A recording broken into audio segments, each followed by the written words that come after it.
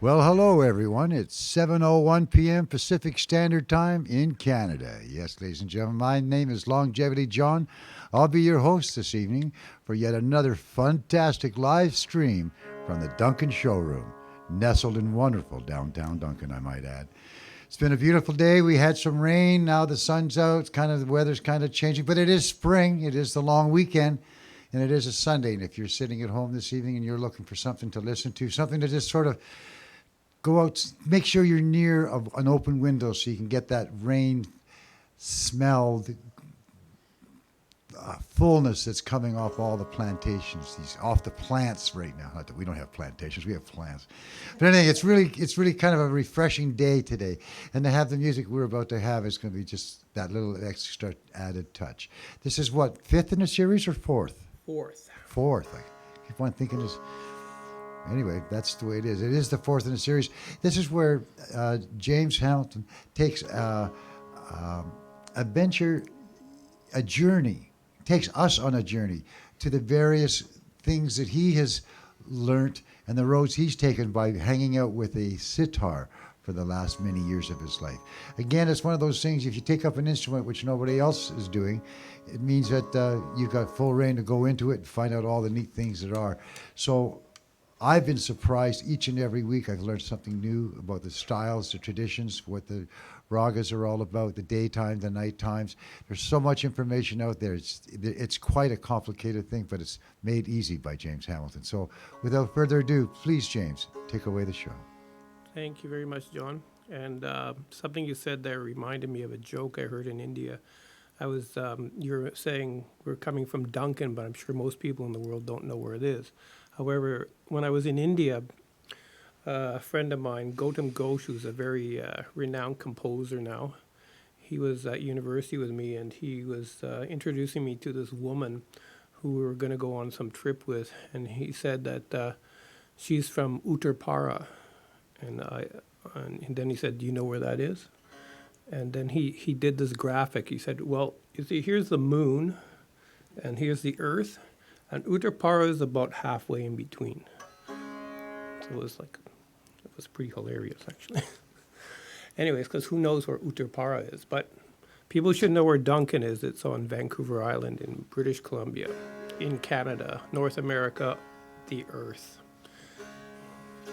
Okay, so speaking of the Earth, I'm going to do a presentation around a particular scale that is almost, if not universal, it's worldwide, and it's this selection of pitches.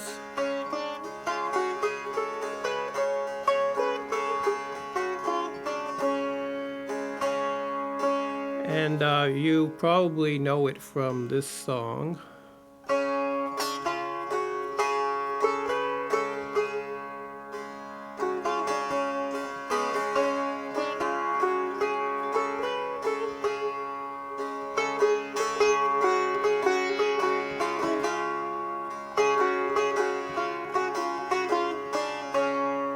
Which is the theme song from Pulp Fiction. He gets the prize, free admission to the next show. And he's doing the sound too. Okay, so I think I'm just try and start in a certain point on the globe, random point, which is going to be Greece, and play a couple little tunes in this scale. Well, it has that scale as a background, although Greek music is rather unique in that sometimes it does something in the middle octave, but when you get down to the lower octave, or even in the upper tetrachord is a very important term in Greek music, sometimes they shift the notes around. So tetrachord, selection of notes like that. So Greeks had different ways of putting these notes together. That's one group, and you could do the same.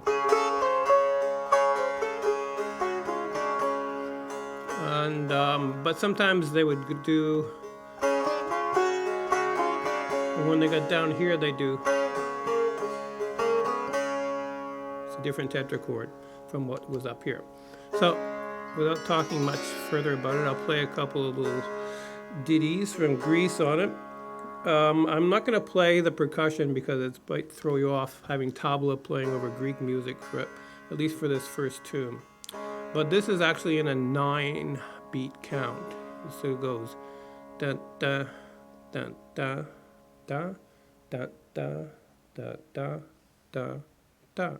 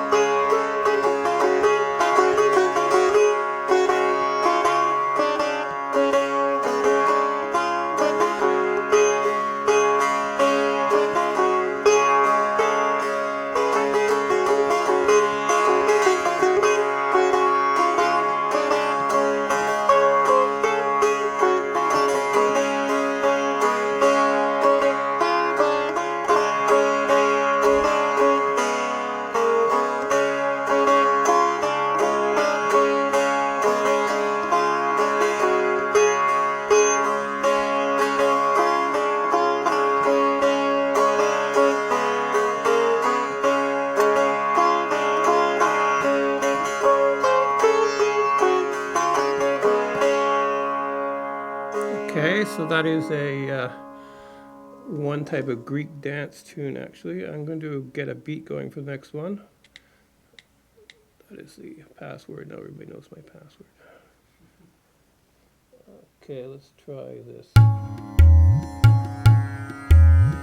Interesting, the friend of mine who made the Uttarpara joke, I played him this next tune. And before I knew it and came back to his house the next day, he'd written a song in Bengali on the same notes.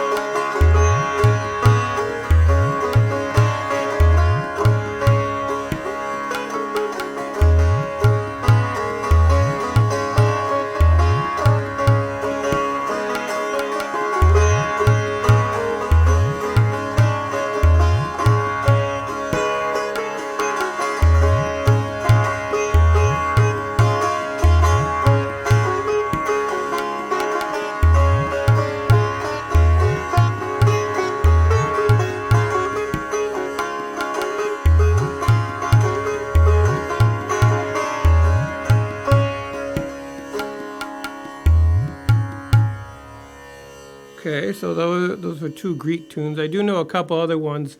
Um, as you saw, it was doing what I said it would do. But sometimes, so some different types of tetrachords being used there. Let's see okay. I actually have a set list today. Okay, back in, this is an ancient history story, 1997. I was asked to play at, what was it called? APEC,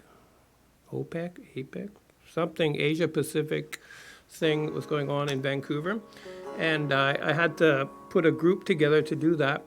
And to make a long story short, it was me, a tabla player, and two Chinese girls. One was Vivian Shaw she was from Shanghai, I believe, and Lan Tang, who was from Taiwan. Lan Tang is quite a renowned musician right now. She's got a group called Orchid Ensemble, which tours all over the place. Anyways, we all got together, and since I'd put the group together, I started with some repertoire that I knew, and then Lan introduced some tunes that were Chinese and whatever. So in order to vary it and sort of cover the Asia Pacific rim, I decided to do a song from Japan, which I had heard on a recording of a harpist who was, she was selling her harp tunes and CDs in Banff, because that's where a lot of Japanese tourists go. So the tune is pretty well known, and it's called, I don't remember the exact Japanese name, but it translates to Moon Over Castle Ruins or Ruined Castle. And I'm going to follow that with an Indian melody that is similar.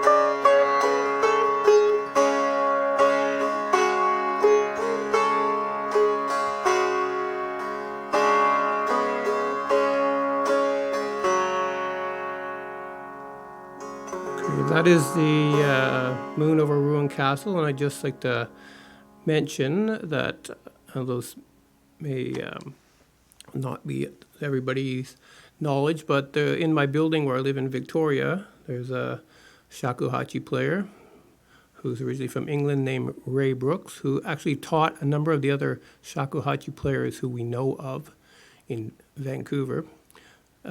He lived in Japan with his wife Diane, and I believe he has a recording of this particular tune. I heard one of his students play it, apart from having heard it on the harp. Okay, so this scale.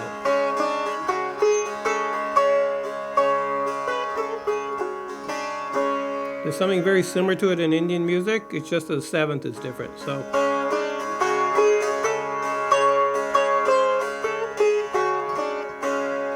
And the rag is called Jogia.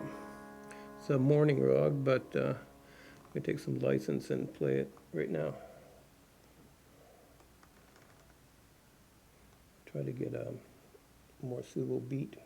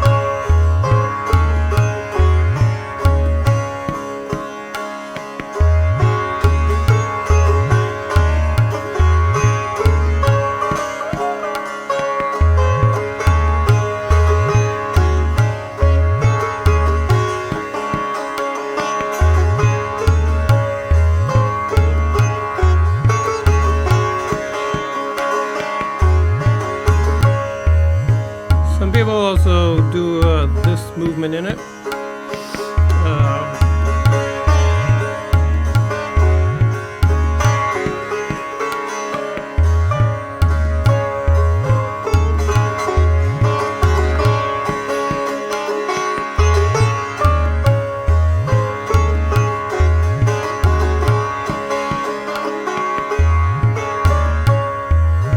So you see it has some sort of melodic similarity with the Japanese tune. I won't labor that, but there's some sort of common tonality happening. Let's see, we stop this for a second.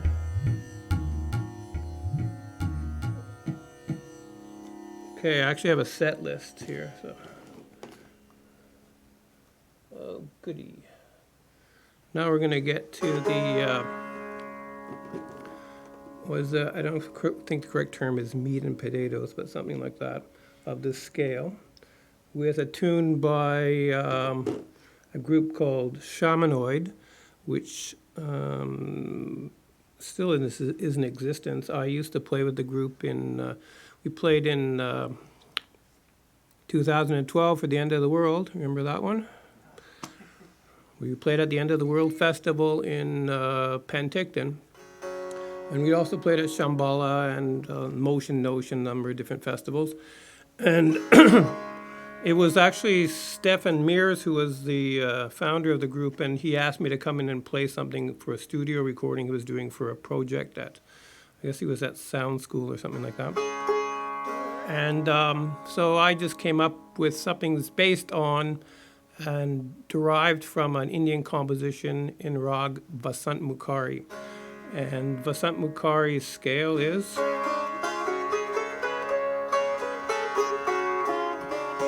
Most people should be familiar with that by now. So let's get a beat going, and I'm going to do a full-on rendition of Vasant by Shamanoid.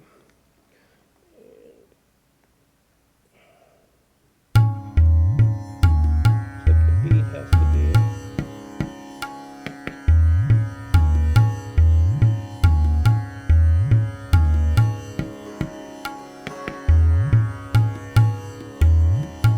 So it's the same 16 beats, it's just syncopated a bit.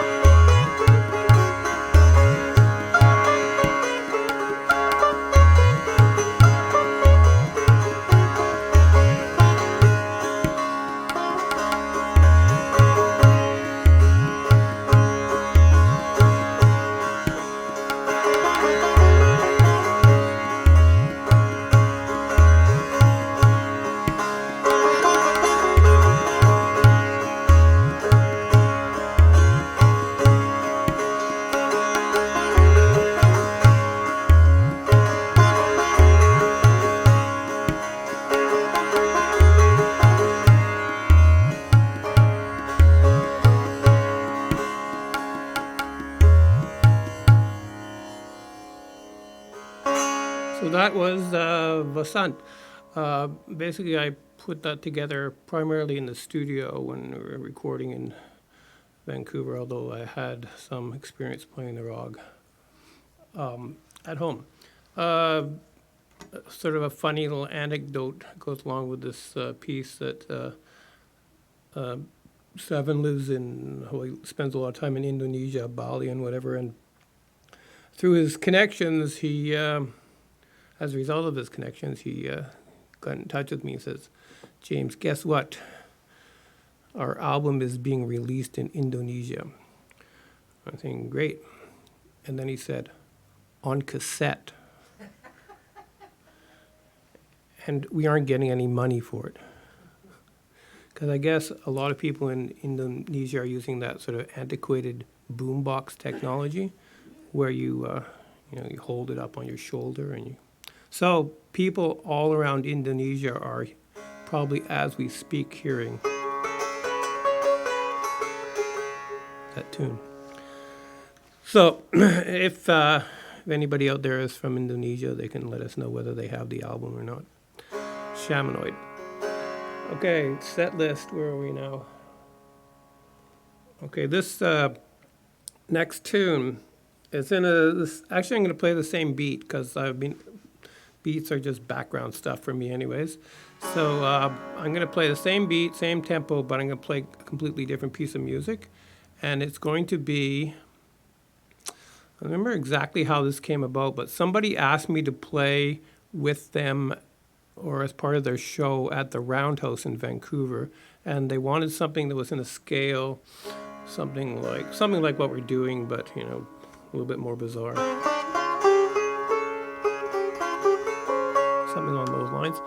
And I had heard on the internet a piece of music, just a little, short piece of music that somebody had composed, and I would like to remember who it was, but I think I heard it as a MIDI file. So I thought it was pretty impressive, so I thought, hey, I'm going to play that. And I picked it up. I had to change one note just to make it more playable on sitar. At one point, it plays the natural second, which I couldn't really do that well in this context. So without further ado, I'm going to take that tune, which is called Arabian Chill, and play it in its entirety, loop it. And when it comes to something that is similar to something Indian, I'm going to go into the Indian thing.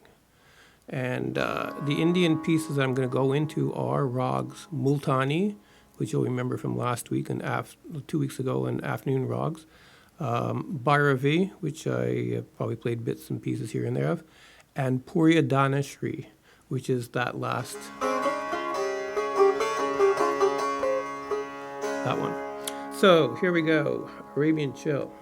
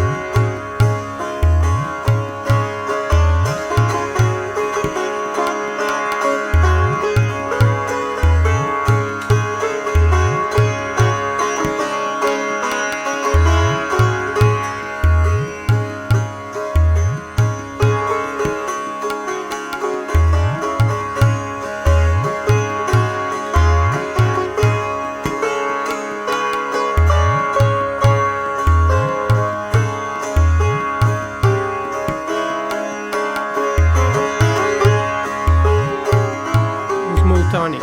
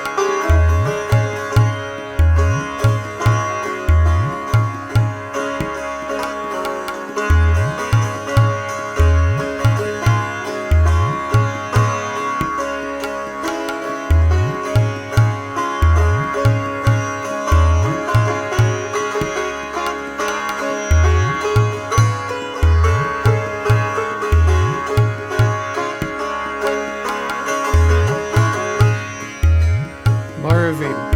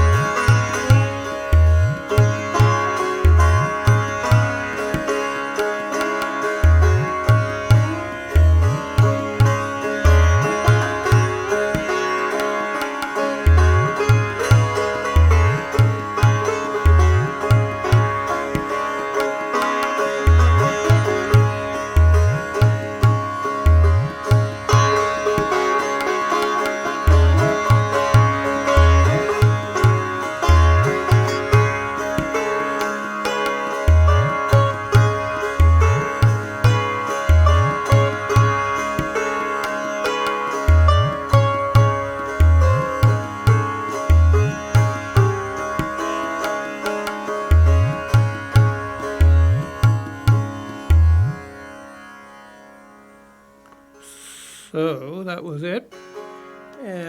Poor Donahue was the last frog, which was, and got a chance to throw another joke here. My teacher taught me this.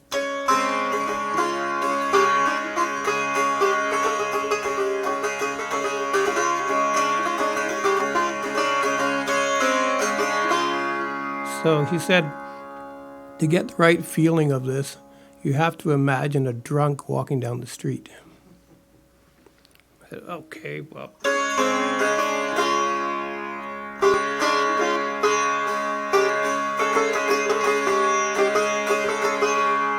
I think you've seen that guy. Okay. I have a little potpourri of things here. And see how much time we got, 20 minutes. So let's start with the first one is there's a Bunga rock group that existed in Vancouver called Dal de Vogue. And they asked me to play on one of the recordings. So I'm just going to give some snippets from here and there. So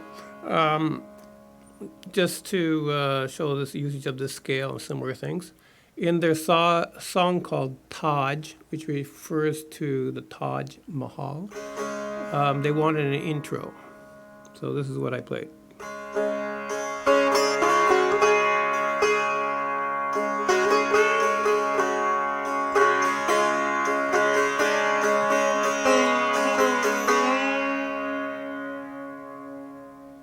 Then they go, do, do, do, do, do. That was their song, went off after that. And they used to, since I couldn't come to all their gigs, they used to record that part, and they would play the recording before they started into the Bhangra rock tune, Taj.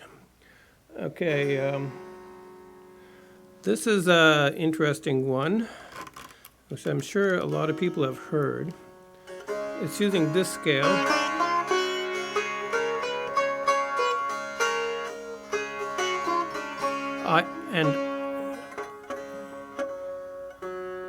I did not play on this, but I could have.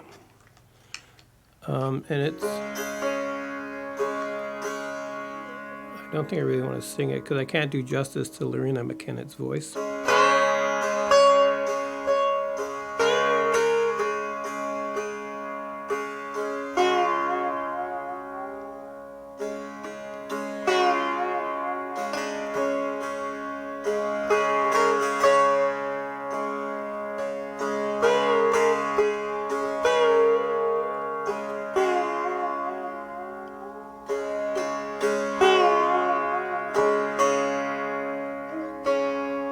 So that is the intro to All Souls Night by Lorena McKennett.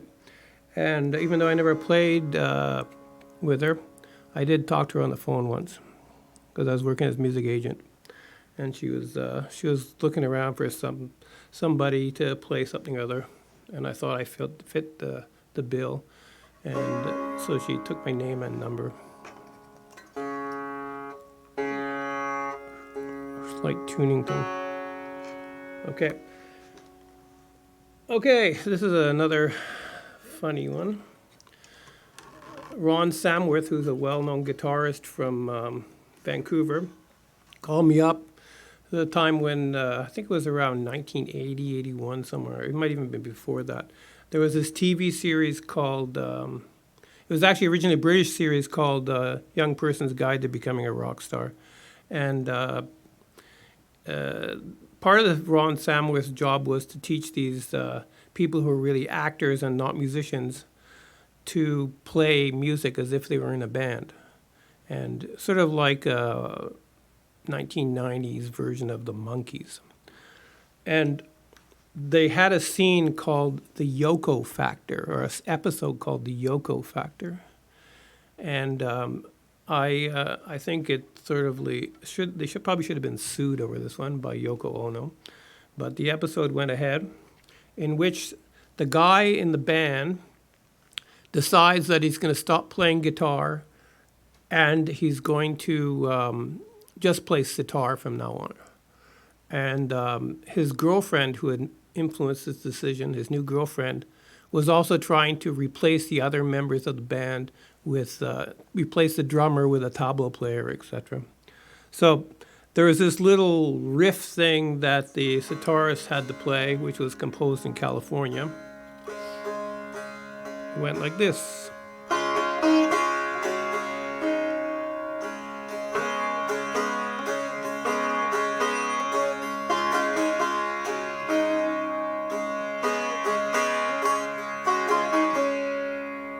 Which is very pseudo-Indian, and I played the, I don't know if they actually ever used it, but I played that on the recording, because even though the guy, he sort of could do it, I wanted to make sure that it was done to the best of the ability, and they actually did a pretty good job of recording that whole little part of it. Originally they wanted him to fake that, and I said, that's so easy, any sort of basic guitar player can play that, so I said, I'm going to teach him to play it on the sitar, and the actor actually played it reasonably well. I had to put a little piece of tape on the back of the instrument so he'd know where the notes were and stuff like that. But it worked out. All right, while we're in this scale, I think I mentioned this last time because our sound man had pointed out something that reminded him of something. That's right. So I was asked by, I think it was Radical Entertainment, to do some music for one of their video games. And I could probably get sued for this, so I'm not going to talk about it anymore. Anyways, basically, I suggested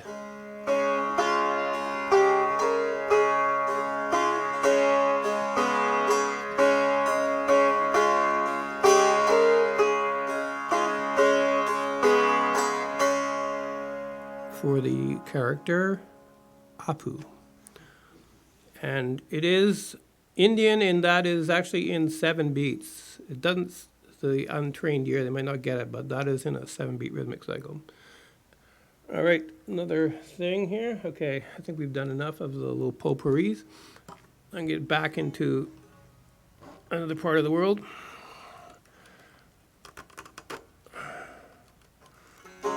When I went to a university in Northern Ireland, I had, just give me one drink here. My advisor at university was Dr. John Bailey, who's an expert on the music of Afghanistan. And he, as part of his class schedule, he taught us to play some Afghani music. So I'm going to run through two of the tunes that he taught us. I do know some more, but they're in this scale.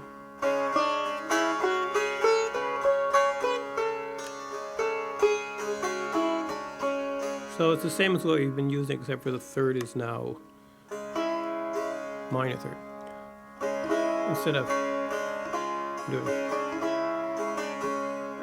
And I should also add, just to get your ears used to some other intonation, in the one version of the song, you can play it different ways. They actually use, you saw I moved the fret, that note.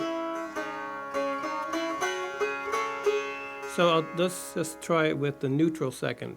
Let's get some beat going too. The neutral second is it's a Western term. It's for halfway in between major and minor. And let's see what we can get going on here. How about an 8-beat something?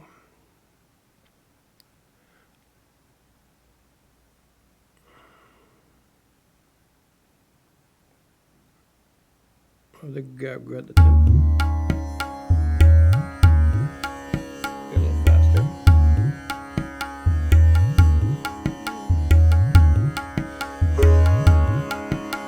Pay special attention to that note. It's funny, like certain intonations, like when you first hear them, they sound odd, and then you hear it enough and it sounds perfectly right.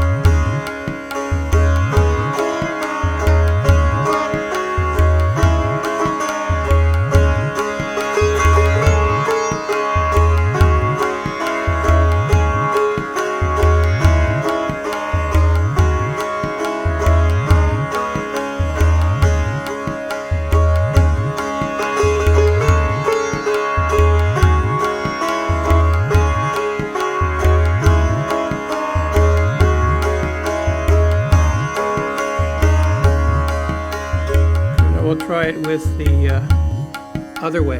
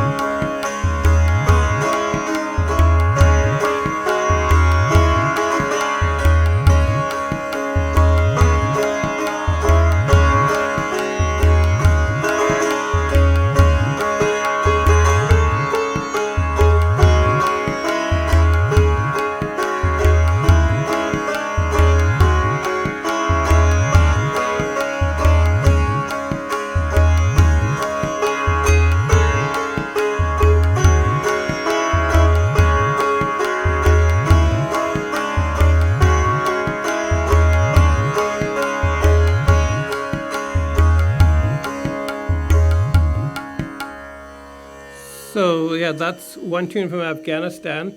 I'm going to play another one in the same scale, but a different rhythmic cycle. It'll be in a 7-beat. My tabla machine cannot produce that beat to my satisfaction, so I'm going to play it unaccompanied.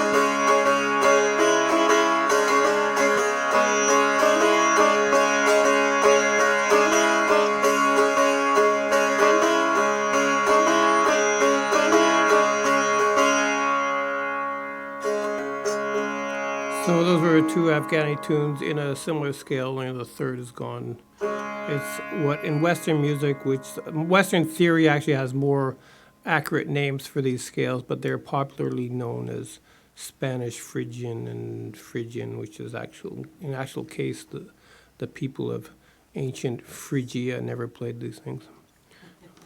It was like if you've done music theory courses, you'll know that most of the Greek modes were probably upside down. To make it sound simple, they were just got them upside down. All right, I think I got a couple of minutes here, so yeah. I'm going to do a Bengali folk tune, it's a folkish tune.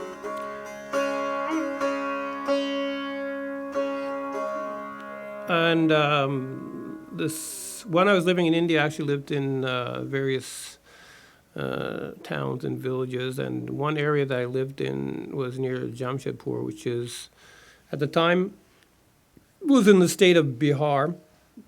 It's now the border of the states have been shifted around a bit. It's one great thing about India, they seem to be able to just move borders this way and that way, just to accommodate different groupings of ethnic groups in the country. There's literally hundreds of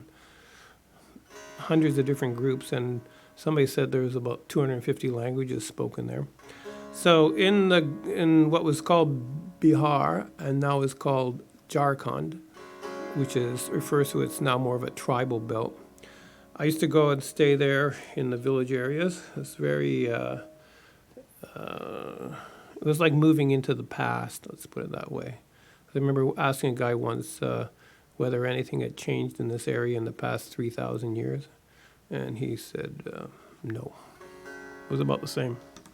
The only difference is that now they had a train and a road.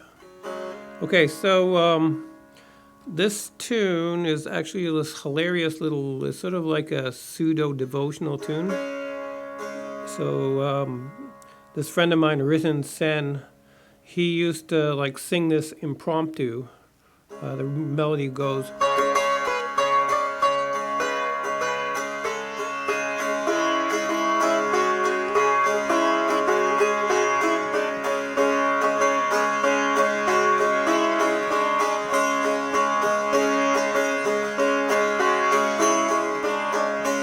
And you'll recognize that being as another hit song by Shamanoid. But the words are sort of funny. They're funny in a sort of slightly macabre way. The lyrics, the words go, Oi, oi, dekho shashane, jeevan se shedine, jalache manushe, jato ahamkar, hari hari bolare amar. Which, the word Odeko Shoshone means go look over there at the burning ghat, where they burn bodies. On the last day, Jivan Seshar Dine is on the last day of life. Jalache Manushe means the bodies are all burning of the people who have passed on. And it doesn't make any difference how much they thought of themselves, how big their ego was. They're all on the level playing field now. So I'll just run through this song a couple times. And this friend of mine, Ritin, he used to it was almost like a Zen thing he used to do. He'd be walking along the street and he'd just like break into this tune and just, it was hilarious.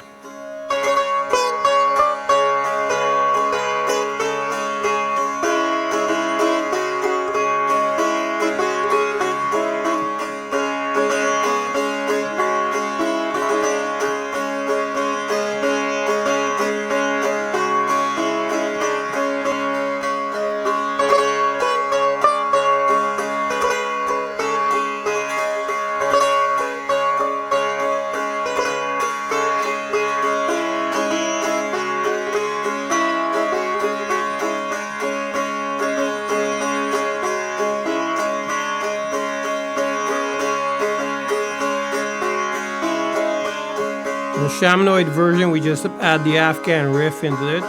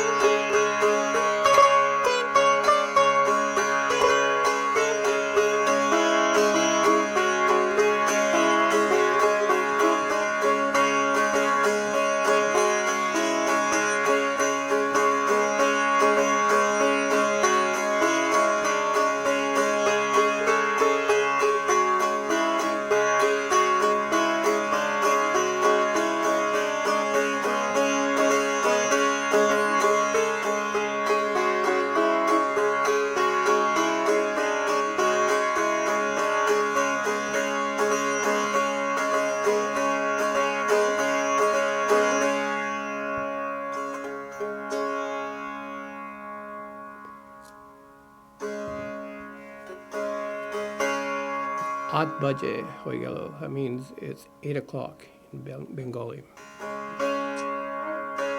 And 8 o'clock right here. Going to play a tune out. I'll go and just run through the Japanese one a little bit.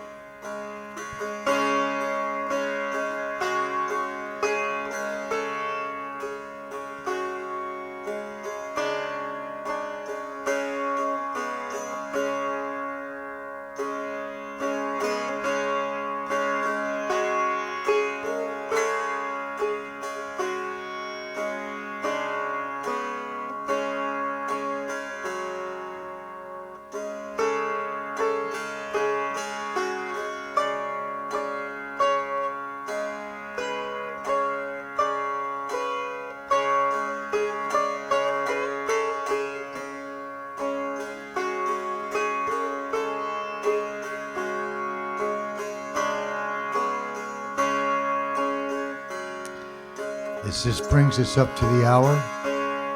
I'd like to thank James Hamilton for another great evening, another great journey. We'll let him fade out as we go through the evening, as we let the evening come to an end. Thanks for tuning in. We do have our tip jar, which Ted will be showing again once more before. As I said, thanks for tuning in. It's a beautiful night out. Go enjoy it. Replay this later on if you must. Help yourself go to sleep. It's very mesmerizing. Till next time, in 2 weeks. Good night from the showroom, Dr. Ted Cadillac and James Hamilton.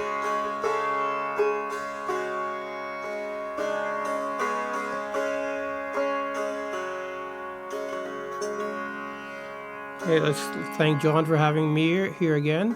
And you'll see on the live feed there's a place if you would like to donate something to the Duncan Showroom to help cover the cost of production, etc. It would be much appreciated. And I believe I will be back here again in 2 weeks' time to do another session on the sitar.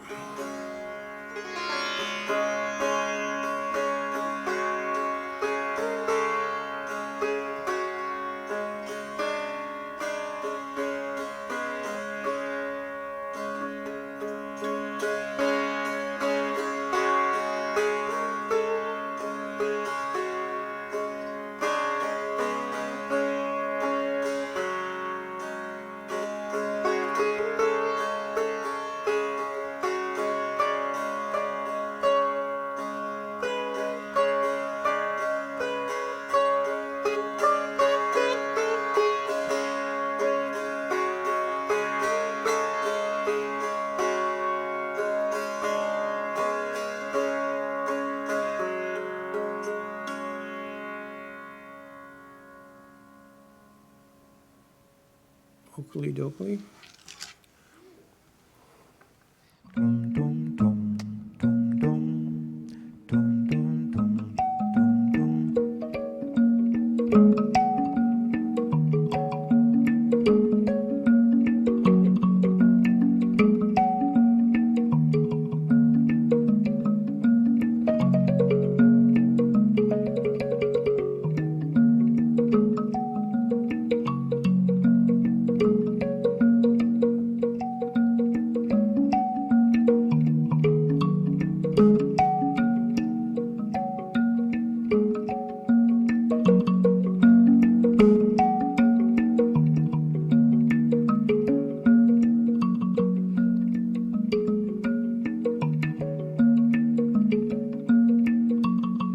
Mwana wange